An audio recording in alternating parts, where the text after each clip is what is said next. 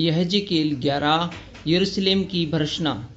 तब आत्मा ने मुझे उठाकर यहोवा के भवन के पूर्वी फाटक के पास, जिसका मुख पूर्व की ओर है, पहुंचा दिया।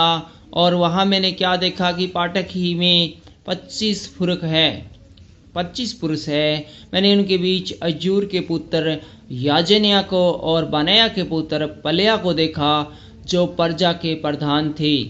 तब उसने मुझसे कहा, हे मनुष्य के संतान, जो मनुष्य इस नगर में अर्थात कल्पना और बुरी युक्ति करते हैं, वे यही है। ये कहते हैं, घर बनाने का समय निकट नहीं, यह नगर हंडा और हम उसमें का मांस है। इसलिए हे मनुष्य के संतान, इनके विरुद्ध भविष्यवाणी कर। भविष्यवाणी।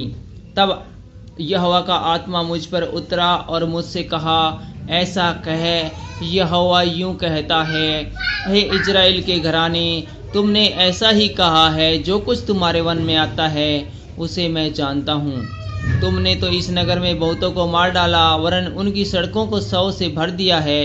इस कारण प्रभु यहोवा यूं कहता है, जो मनुष्य तुमने इसमें मार डाले, उसके शव ही इस नगर रूपी हंडे का मांस है, और तुम इसके बीच से निकाले जाओगे। तुम तलवार से डरते हो, और मैं तुम पर तलवार चलाऊंगा। तुम यहोवा की यही वाणी है, मैं तुमको इसमें से निकालकर परदेशियों के हाथ में कर दूंगा और तुमको दंड दिलाऊंगा। तुम तलवार से मरकर गिरोगे, और मैं तुम्हारा मुकदमा इजराइल के देश की सीमा पर चुकाऊंगा। तब तुम जान लोगे कि मैं यहोवा हूँ। यह नगर तुम्हारे लिए हंडा न बनेगा, और न तुम इसमें का मांस होगे। मैं तुम्हारा मुकदमा इजराइल के देश की सीमा पर चुकाऊंगा। तब तुम जान लोगे कि मैं यहोवा हूँ। तुम तो मेरी विधियों पर नहीं चले, और मेरे नियमों को तुमने नहीं माना, परंतु अपने चारों ओर की जातियों की रीतियों पर चलते हो। मैं इस प्रकार की भविष्यवाणी कर रहा था कि बनायाह का पुत्र पलेयाह मर गया। तब मैं मुंह के बल गिरकर ऊंचे स्वर से चिल्ला उठा और कहा, हाय प्रभु यहोवा, क्या यह इजराइल के बचे हुए का सत्यानाश कर डालेगा। बंधुआई में गए लोगों से परमेश्वर की प्रतिज्ञा। तब यहोवा का यह वचन मेरे पास पहुंचा, हे मनुष्य के संतान, यरूशलेम के निवासियों ने तेरे निकट के भाइयों से, वरन इजराइल के सारे घराने से भी कहा है कि तुम यहोवा के पास से दूर हो जाओ। यह देश हमारे ही अधिकार में दिया गया है। परंतु तू उनसे कहे, प्रभु यहोवा यूं कहता है, मैंने तुमको दूर दूर की जातियों में बसाया और देश देश में तितर बितर कर दिया है। तो भी जिन देशों में तुम आए हो, उनमें मैं स्वयं तुम्हारे लिए थोड़े दिन तक पवित्र स्थान ठहराऊंगा।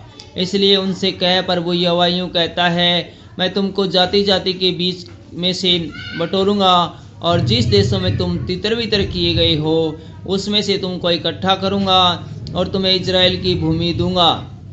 वे वहां पहुंचकर उस देश की सब घृणित मूर्तों और सब घृणित काम भी उसमें से दूर करेंगे। मैं उनका हृदय एक कर दूंगा और उसके भीतर नई आत्मा उत्पन्न करूंगा, और उनकी देह में से पत्थर का सा हृदय निकालकर उन्हें मांस का हृदय दूंगा, जिससे वे मेरी विधियों पर नित्य चला करें और मेरे नियमों को माना करें, और वे मेरी प्रजा ठहरेंगी और मैं उनका परमेश्वर ठहरूंगा।